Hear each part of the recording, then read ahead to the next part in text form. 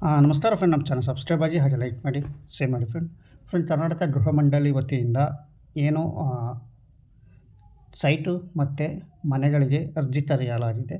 ಆಸಕ್ತಿ ಇರುವಂಥವ್ರು ಸೈಟಿಗೆ ಆಗಲಿ ಮನೆಗೆ ಆಗಲಿ ನೀವು ಅರ್ಜಿ ಸಲ್ಲಿಸ್ಬೋದು. ಫ್ರೆಂಡ್, ಇಲ್ಲಿ ಅರ್ಜಿ ಸಲ್ಲಿಸೋಂಥವ್ರು ನೀವು ಕೊನೆಯ ದಿನಾಂಕ ಯಾವ ಡೇಟಲ್ಲಿ ಅರ್ಜಿ ಸಲ್ಲಿಸಬೇಕು, ಯಾವತ್ತು ಪ್ರಾರಂಭ ಆಗಿದೆ ಎಲ್ಲ ಸಂಪೂರ್ಣವಾಗಿ ನಿಮಗೆ ಮಾಹಿತಿ ಕೊಡ್ತೀನಿ. ಇನ್ನೂ ನಮ್ಮ ಚಾನಲ್ ಸಬ್ಸ್ಕ್ರೈಬ್ ಆಗಿಲ್ದವರು ದಯವಿಟ್ಟು ಸಬ್ಸ್ಕ್ರೈಬ್ ಆಗಿ ಹಾಗೆ ಈ ವಿಡಿಯೋಕ್ಕೆ ಲೈಕ್ ಮಾಡಿ. ಫ್ರೆಂಡ್, ಕರ್ನಾಟಕ ಗೃಹ ಮಂಡಳಿಯಿಂದ ನಿಮ್ಗೆ ಗೊತ್ತೇ ಇದೆ, ಅದೊಂದು ದೊಡ್ಡ ಗೃಹ ಮಂಡಳಿ. ಫ್ರೆಂಡ್, ಏನು ಕರ್ನಾಟಕ ಹೌಸಿಂಗ್ ಬೋರ್ಡ್ ಅಂತ ಕರೀತಾರಲ್ಲ, ಅದು ಕರ್ನಾಟಕ ಹೌಸಿಂಗ್ ಬೋರ್ಡು. ಫ್ರೆಂಡ್, ಇದು ನಿಮಗೆ ಯಾವ ಜಾಗದಲ್ಲಿ ಬರುತ್ತೆ ಅಂತಂದರೆ, ನಿಮಗೆ ಈಗ ತಿಳಿಸ್ತಾ ಇರುವಂತಹ ಜಾಗ ಶಿವಮೊಗ್ಗ ಜಿಲ್ಲೆ ಭದ್ರಾವತಿ ತಾಲೂಕು ಕಸಬಾ ಹೋಬಳಿ 1 ಕಾರಹಳ್ಳಿ ಗ್ರಾಮದಲ್ಲಿ ಸೈಟು ಮತ್ತು ಮನೆಗಳು ನಿರ್ಮಾಣ ಆಗಿದ್ದಾವೆ. ಫ್ರೆಂಡ್, ಅಲ್ಲಿ ನಿರ್ಮಾಣಕ್ಕೆ ಅರ್ಜಿ ತರೆಯಲಾಗಿದೆ. ಆಸಕ್ತಿ ಇರುವಂಥವ್ರು ನೀವು ಅರ್ಜಿ ಹಾಕಬಹುದು. ಫ್ರೆಂಡ್, ಇದು ಸಂಪೂರ್ಣವಾಗಿ ನಿಮಗೆ ವಿವರ ಕೊಡ್ತೀನಿ. ನೀವು ಅರ್ಜಿ ಹಾಕೋದಕ್ಕೆ ದಿನಾಂಕ ಪ್ರಾರಂಭ ಆಗಿರೋದು 5ನೇ ತಾರೀಕಿಂದ ಪ್ರಾರಂಭ ಆಗಿದೆ, 6ನೇ ತಿಂಗಳು 2025. ಫ್ರೆಂಡ್, ಇದು 5ನೇ ತಾರೀಕಿಂದನೇ ಇದು ಪ್ರಾರಂಭ ಆಗಿದೆ. ನಾನು ವೀಡಿಯೋ ಮಾಡೋದು ಸ್ವಲ್ಪ ಲೇಟಾಗಿ ಮಾಡ್ತಾಯಿದ್ದೀನಿ. ಕೊನೆಯ ದಿನಾಂಕ ಇದಕ್ಕೆ ನೀವು 8/7/2025 ನೀವು ಅರ್ಜಿ ಸಲ್ಲಿಸಬೇಕಾಗುತ್ತೆ. ಫ್ರೆಂಡ್, ಇದು ಇನ್ನೊಮ್ಮೆ ಹೇಳ್ತಾಯಿದ್ದೀನಿ, ಡೇಟು 5/6/25 ಪ್ರಾರಂಭ, ಕೊನೆಯ ದಿನಾಂಕ 8/7ನೇ ತಿಂಗಳು 25ನೇ ತಾರೀಕಂದು ಕೊನೆಯ ದಿನಾಂಕ ಆಗಿರುತ್ತೆ. ಫ್ರೆಂಡ್, ಇದು ಸೈಟು ಮನೆಗೆ ಎಷ್ಟೆಷ್ಟು ಠೇವಣಿ ಇಡಬೇಕು, ಅರ್ಜಿ ಸಲ್ಲಿಸೋಕ್ಕೆ ಎಷ್ಟು ಕಟ್ಟಬೇಕು, ಮತ್ತು ನಾವು ಠೇವಣಿ ಇಡಬೇಕಲ್ಲ, ಡೆಪಾಸಿಟ್ ಇಡಬೇಕು, ಎಷ್ಟು ಇಡಬೇಕು, ಪ್ರತಿಯೊಂದು ಇಲ್ಲಿ ಡೀಟೇಲ್ಸು ನಿಮಗೆ ವಿವರವಾಗಿ ನಾನು ಕೊಡ್ತಾಯಿರ್ತೀನಿ. ಬನ್ನಿ ಹಾಗಾದರೆ ನೋಡೋಣ ಅಲ್ಲಿ ಏನು ಇದರಲ್ಲಿ ಕೊಟ್ಟಿದ್ದಾರೆ ಅಂತ ಒಂದ್ಸರಿ ಓದ್ಬಿಟ್ಟು ನಿಮಗೆ ಸಂಪೂರ್ಣವಾಗಿ ಮಾಹಿತಿ ಕೊಡ್ತೀನಿ. ಫ್ರೆಂಡ್, ಕರ್ನಾಟಕ ಗೃಹ ಮಂಡಳಿ ವತಿಯಿಂದ ಶಿವಮೊಗ್ಗ ಜಿಲ್ಲೆ ಭದ್ರಾವತಿ ತಾಲೂಕು ಕಸಬಾ 1 ಕಾರಹಳ್ಳಿ ಗ್ರಾಮ ವ್ಯಾಪ್ತಿಯಲ್ಲಿ ಜಮೀನಿನಲ್ಲಿ ರಾಷ್ಟ್ರೀಯ ಹೆದ್ದಾರಿ ಹೊಂದಿಕೊಂಡಂತೆ ಎಲ್ಲ ಮೂಲಭೂತ ಸೌಕರ್ಯಗಳೊಂದಿಗೆ ವಿವಿಧ ಜನರಿಗೆ ಅಗತ್ಯ ಅನುಗುಣವಾಗಿ ಗುಣಮಟ್ಟದ ಮನೆ ನಿವೇಶನಗಳನ್ನು ಅಭಿವೃದ್ಧಿಪಡಿಸಿ ಯೋಜನೆಗಳನ್ನು ಅನುಷ್ಠಾನಗೊಳಿಸಲು ಉದ್ದೇಶಿಸಲಾಗಿದೆ. ಆಸಕ್ತ ಸಾರ್ವಜನಿಕರು ಈ ಪೇಮೆಂಟ್ ಮುಖಾಂತರ ಆರಂಭಿಕ ಠೇವಣಿ ಹಣವನ್ನು ಪಾವತಿ ಮಾಡಿ ದಿನಾಂಕ 5/6/25ರಿಂದ ಪ್ರಾರಂಭ ಆಗಿದೆ. ಇದು ಕೊನೆಯ ದಿನಾಂಕ 8/7/2000 ಆಗಿರುತ್ತದೆ. ಅಷ್ಟರೊಳಗೆ ನೀವು ಅರ್ಜಿ ಸಲ್ಲಿಸಿ ಅಂತ ಇಲ್ಲಿ ಕೊಟ್ಟಿದ್ದಾರೆ. ಫ್ರೆಂಡ್, ಇಲ್ಲಿ ನೋಡಿ ನಿಮಗೆ ಉದ್ದೇಶಿತ ಬಡಾವಣೆ ಸ್ಥಳಗಳು ಶಿವಮೊಗ್ಗ ಭದ್ರಾವತಿ ತಾಲೂಕು ಕಾರಹಳ್ಳಿ ನಿಮ್ಗೆ ಹೇಳ್ತೀನಿ. ಇಲ್ಲಿ ಯಾರ್ಯಾರಿಗೆ ಏನೇನು ಎಷ್ಟೆಷ್ಟು ಇರುತ್ತೆ ಅಂತ ನೀನು ನೋಡ್ತೀನಿ. ಇಲ್ಲಿ ನೋಡಿ, ತೀರಾ ದುರ್ಬಲರು, SC ST ಅವ್ರಿಗೂ, ಪರಿಶಿಷ್ಟ ಜಾತಿ ಪರಿಶಿಷ್ಟ ಪಂಗಡ, ಮಾಜಿ ಸೈನಿಕರು, ಇವರಿಗೆಲ್ಲ 50% ಸ್ಕ್ವೇರ್ ಫೀಟಲ್ಲಿ ನಾವು ನಿವೇಶನ ಕೊಡ್ತೀವಿ ಅಂತ ಇಲ್ಲಿ ಕೊಟ್ಟಿದ್ದಾರೆ. ಆದರೆ ಮನೆಗಳು ಇವ್ರು ಯಾವುದೇ ಥರ ಇಲ್ಲ, ಇಲ್ಲಿ ಸೈಟ್ಗಳಿಗೆ ಮಾತ್ರ 50% ನಾವು ರೇಟ್ ಸ್ಕ್ವೇರ್ ಫೀಟಲ್ಲಿ ಕೊಡ್ತೀವಿ ಅಂತ ತಿಳಿಸ್ತಾ ಇದ್ದಾರೆ. ಮೊದಲಿಗೆ ಇವರಿಗೆ ನಿವೇಶನದ ಬಗ್ಗೆ ಹೇಳ್ತೀನಿ. EWS ಅಂದರೆ ಆರ್ಥಿಕವಾಗಿ ದುರ್ಬಲ ವರ್ಗದವರಿಗೆ, ಕಡು ಬಡವರಿಗೆ ಇವರು ಕೊಡ್ತಾಯಿದ್ದಾರೆ. ಇನ್ಕಮ್ ಸರ್ಟಿಫಿಕೇಟ್ ಎಲ್ಲ ಇಲ್ಲಿ ಕೇಳಿದ್ದಾರೆ, ಎಷ್ಟೆಷ್ಟು ಇನ್ಕಮ್ ಇರಬೇಕು ಇವ್ರಿಗೆ ಅಂತ. ಅದು ಮುಂದಕ್ಕೆ ನಾನು ನಿಮಗೆ ತಿಳಿಸ್ತೀನಿ. ಫ್ರೆಂಡ್, EWS ಅವರಿಗೆ 6x9 ಮೀಟರ್ಗಳಲ್ಲಿ ಸುಮಾರು ಇವರು ಅರ್ಜಿ ಸಲ್ಲಿಸೋಕ್ಕೆ 300 ರೂಪಾಯಿ ಕೊಟ್ಟಾದ ನಂತರ ಅರ್ಜಿ ಸಲ್ಲಿಸಬೇಕು. ಅರ್ಜಿ ಸಲ್ಲಿಸಿದ ಶುಲ್ಕ ನಿಮಗೆ ಸಿಗೋಲ್ಲ, 300 ರೂಪಾಯಿ. ಅರ್ಜಿ ಹಾಕೋಕ್ಕೆ ನೀವು 300 ರೂಪಾಯಿ ಇಲ್ಲಿ ಕಟ್ಟಬೇಕಾಗುತ್ತೆ.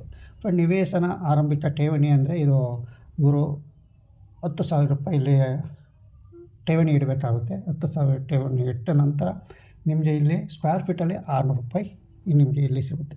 ಬಟ್ ಈ ರಾಟ್ರಿ ಮುಖಾಂತರನೇ ಇಲ್ಲಿ ಆಯಾ ವರ್ಗಗಳಿಗೆ ಅನುಗುಣವಾಗಿ ಇಲ್ಲಿ ಈ ರಾಟ್ರಿ ಮುಖಾಂತರನೇ ನೀವು ಇಲ್ಲಿ ಕರೀತಾರೆ. ಫ್ರೆಂಡ್, ಇವ್ರಿಗೆ ಸ್ಕ್ವೇರ್ ಫೀಟು 600 ರೂಪಾಯಿ ಸ್ಕ್ವೇರ್ ಫೀಟ್ ಬೀಳುತ್ತೆ. ಇದು ಇವ್ರ ಮೇಲೆ ಕೊಟ್ಟಿದ್ದಾರೆ, ನಿವೇಶನದ ತಾತ್ಕಾಲಿಕ ಬೆಲೆ ಪ್ರತಿ ಅಡಿಗೆ ಚದರ ಅಡಿಗೆ ರೂಗಳು ಅಂತ ಮಾತ್ರ ಇಲ್ಲಿ ಕೊಟ್ಟಿದ್ದಾರೆ, ತಾತ್ಕಾಲಿಕ. ಅದೇ ಥರ ಮನೆಯೂ ಇಲ್ಲಿ ತಾತ್ಕಾಲಿಕ ಅಂದಾಜು ಅಂತಲೂ ಸಹ ಕೊಟ್ಟಿದ್ದಾರೆ. ನೆಕ್ಸ್ಟು ಇವ್ರಿಗೆ LIG ಅವ್ರಿಗೆ ನಿವೇಶನ ಇದೆ, ಮನೆಯೂ ಇದೆ, ಅವ್ರಿಗೂ ಸಹ ಇಲ್ಲಿದೆ ನೋಡಿ. LIG ಅವರಿಗೆ 9x12 ಇದೆ ಸೈಟು.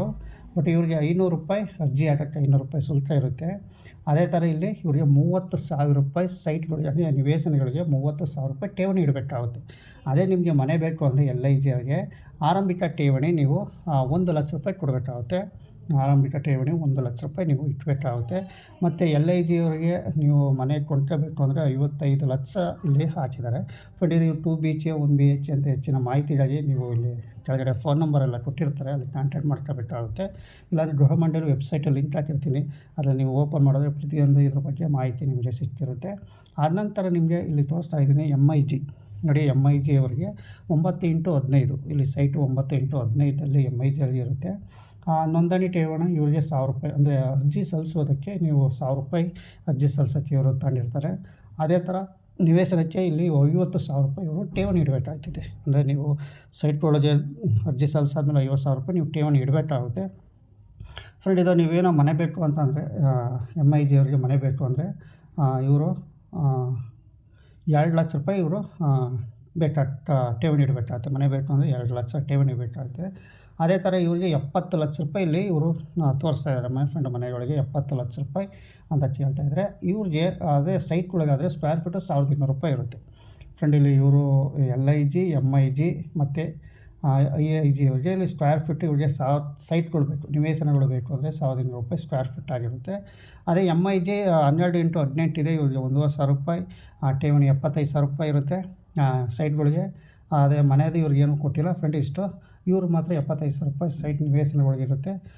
ಸ್ಕ್ವೇರ್ ಫೀಟು 3 ಜನಕ್ಕೂ ಇಲ್ಲಿ ಸಂಪೂರ್ಣವಾಗಿ ನಿಮಗೆ ₹1,200 ಸೈಟ್ ಆಗೋ ಸಿಗುತ್ತೆ. ಅದೇ ಮನೆಗಳಾದರೆ LIGರಿಗೆ 55 ಲಕ್ಷ, MIGರಿಗೆ 70 ಲಕ್ಷ ರೂಪಾಯಿ ಆಗುತ್ತೆ. ಫ್ರೆಂಡ್, ಇಷ್ಟು ಇಲ್ಲಿ ಭದ್ರಾವತಿ ಶಿವಮೊಗ್ಗ ಜಿಲ್ಲೆ, ಭದ್ರಾವತಿ ತಾಲೂಕು, ಠಾರಳ್ಳಿ ಮೇನ್ ರೋಡು. ಅಂದಾಜಿದ್ರೆ ಭದ್ರಾವತಿಯಿಂದ ಒಂದು 8 ಕಿಲೋಮೀಟ್ರ್ ಆಗುತ್ತೆ. ಶಿವಮೊಗ್ಗಕ್ಕೆ 16ರಿಂದ 17 ಕಿಲೋಮೀಟ್ರ್ ಆಗುತ್ತೆ ಇದು ಫ್ರೆಂಡ್, ಈ ಇರೋ ಜಾಗ.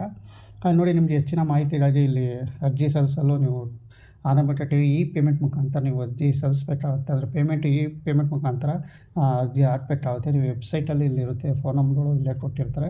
ಫ್ರೆಂಡ್, ಇದು ರೂಲ್ಸು ರೆಗ್ಯುಲೇಷನ್ನು ಆದರೆ ನೋಡೋಣ ಬನ್ನಿ ಈಗ.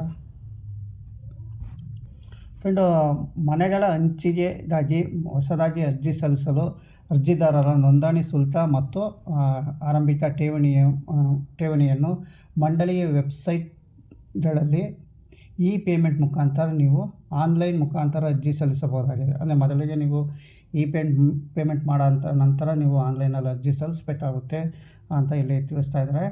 ಅದೇ ಥರ ಮನೆ ನಿವೇಶನ ಹಂಚಿಕೆಗಾಗಿ ಅರ್ಜಿ ಸಲ್ಲಿಸಿ ನೋಂದಣಿ ಪಡೆದ ಅರ್ಜಿದಾರರಿಗೆ ನೋಂದಣಿ ಶುಲ್ಕವನ್ನು ಮರುಪಾವತಿಸಿ ಮಾಡಲಾಗೋದಿಲ್ಲ. ಅಂದರೆ ನೀವೇನು ಅರ್ಜಿ ಹಾಕಿಕೊಟ್ಟಕ್ಕೆ ಇವರು ಹಾಕಿರ್ತಾರಲ್ಲ ₹300, ₹500, ₹1,000 ನೀವು ಅರ್ಜಿ ತಗೊಂತಾರಲ್ಲ, ಅದು ಅರ್ಜಿ ತಗೊಂಡಾಗ ಅದು ನಿಮಗೆ ರಿಟರ್ನ್ ಕೊಡೋಲ್ಲ, ಅರ್ಜಿ ಶುಲ್ಕ ನಿಮಗೆ ರಿಟರ್ನ್ ಕೊಡೋಲ್ಲ ಅಂತ ಇಲ್ಲಿ ತಿಳಿಸ್ತಾ ಇದ್ದಾರೆ. ಮತ್ತು ಇಲ್ಲಿ ಅವ್ರು ತಿಳಿಸ್ತಾ ಇದ್ದಾರೆ, ಪ್ರಸ್ತುತ ಪ್ರಕಟಣೆಯಂತೆ ಆರಂಭಿಕ ಠೇವಣಿಯನ್ನು ಪಾವತಿಸುವ ಅರ್ಜಿದಾರರಿಗೆ ಕರ್ನಾಟಕ ಗೃಹ ಮಂಡಳಿ ಹಂಚಿಕೆ ನಿಯಮಗಳು 1983 ನಿಯಮ ಅಡಿ 9ರಂತೆ ಲಾಟ್ರಿ ಮುಖಾಂತರ ಸ್ವತ್ತುಗಳನ್ನು ಹಂಚಿಕೆ ಮಾಡಲಾಗುವುದು. ಅಂದರೆ ಲಾಟ್ರಿ ಮುಖಾಂತರ ಸ್ವತ್ತುಗಳನ್ನು ಹಂಚಿಕೆ ಮಾಡ್ತಾರಂತೆ. ಮನೆ ನಿವೇಶನ ಒಂದೇ ಇಡೀ ಗುಂಟಿನ ಆಧಾರದ ಮೇಲೆ ಹಂಚಿಕೆ ಮಾಡಲಾಗುವುದು ಅಂತ ಕೊಟ್ಟಿದ್ದಾರೆ. ಮತ್ತು ಆಯಾ ಪ್ರವರ್ಗದ ಅಡಿಯಲ್ಲಿ ಮೀಸಲಾತಿ ಕೋರಿ ಅರ್ಜಿ ಸಲ್ಲಿಸುವವರು SC ST ಮತ್ತು central government, state government, senior citizen ಮತ್ತು ಹ್ಯಾಂಡಿಕ್ಯಾಪ್ಡ್ ಇವರೆಲ್ಲ ಸಂಬಂಧಿಸಿದಂಥ ಸರ್ಕಾರದಿಂದ ಸಂಬಂಧಿಸಿದ ದೃಢೀಕೃತ ದಾಖಲಾತಿಯನ್ನು ಅರ್ಜಿಗಳೊಂದಿಗೆ ಆನ್ಲೈನ್ ಮುಖಾಂತರ ನೀವು ಅಪ್ಲೋಡ್ ಮಾಡಬೇಕಾಗುತ್ತೆ. ಅಂದರೆ ನೀವು ಏನಾರು ಸೀನಿಯರ್ ಸಿಟಿಜನ್ ಆಗಿದ್ದರೆ ಗೌರ್ಮೆಂಟ್, ಸ್ಟೇಟ್ ಗೌರ್ಮೆಂಟಿಂದ ಏನಾರು ಸೀನಿಯರ್ ಸಿಟಿಜನ್ನು ಮತ್ತು ಫಿಸಿಕಲ್ ಹ್ಯಾಂಡಿಕ್ಯಾಪ್ಟು, SC ST ಇವರೇನಾರು ಇದ್ದರೆ ನೀವು ಸರ್ಕಾರದಿಂದ ಇನ್ಕಮ್ ಸರ್ಟಿಫಿಕೇಟು, ಕ್ಯಾಸ್ಟ್ ಸರ್ಟಿಫಿಕೇಟ್ ಇದ್ದರೆ ನೀವು ಅಪ್ಲೋಡ್ ಮಾಡಬೇಕು ಅಂತ ಹೇಳಿ ಕೇಳಿದ್ದಾರೆ.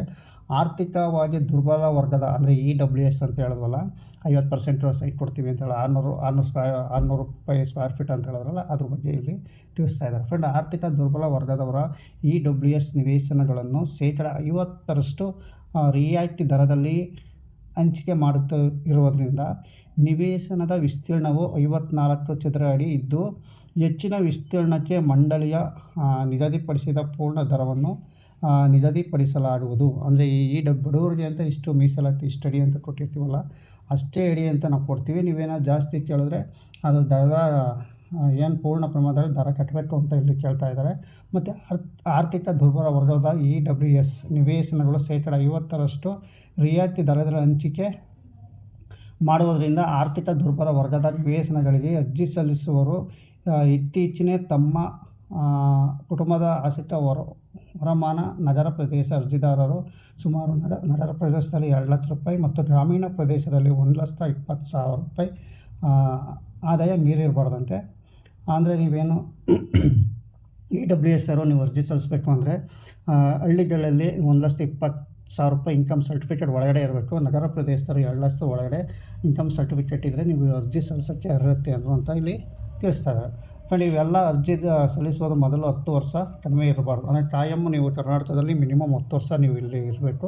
10 ವರ್ಷ ಇದ್ದಾದಮೇಲೆ ನೀವು ಅರ್ಜಿ ಸಲ್ಲಿಸೋಕ್ಕೆ ಅರ್ಹರಿರ್ತೀರ ಅಂತ ತಿಳಿಸಿದ್ದಾರೆ. ಫ್ರೆಂಡ್, ಎಲ್ಲ ನಿಮಗೆ ಡೀಟೇಲ್ಸು ನಾನು ಕೊಟ್ಟಿದ್ದೀನಿ. ಇನ್ನು ಹೆಚ್ಚಿಗೆ ಹೇಳೋಕ್ಕೆ ಆಗಲ್ಲ. ನೀವು ವೆಬ್ಸೈಟಲ್ಲಿ ಲಿಂಕ್ ಕೊಟ್ಟಿರ್ತೀನಿ. ಪ್ರತಿಯೊಂದು ಡೀಟೇಲ್ಸ್ ಇಲ್ಲಿ ನೋಡ್ಕೋಬೋದು. ನಮ್ಮ ಚಾನಲ್ ಸಬ್ಸ್ಕ್ರೈಬ್ ಆಗಿ ಹಾಗೆ ಲೈಕ್ ಮಾಡಿ. ನಮಸ್ಕಾರ.